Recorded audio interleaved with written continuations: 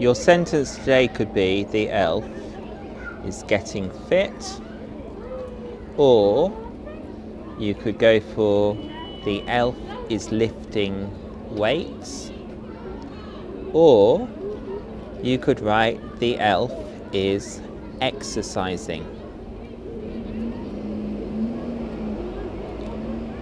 Choose one of the sentences and have a go.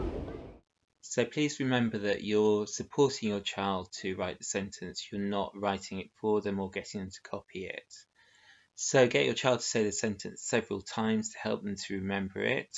Support your child to sound out each word and emphasize the sounds that your child doesn't hear. So if they're just starting to work on the first sound in words, so if they're not hearing the L in lift, I say, what's the first sound in lift, lamb, little?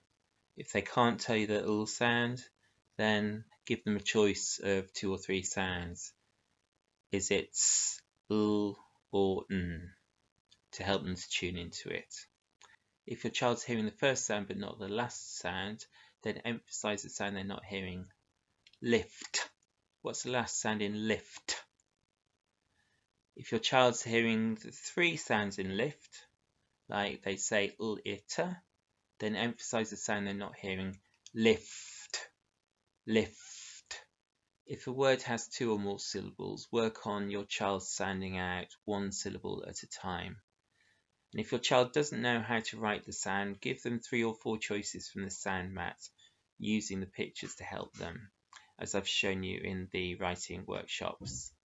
And get your child to check each word after they've written it, and then to check the sentence at the end. Did they use a capital letter? Did they put spaces between the words? Did they use a full stop at the end? And at this stage, your child only needs to be writing the phase 2 and some of the phase 3 keywords correctly. All the other words they can sound out phonetically using the sounds that they've been taught.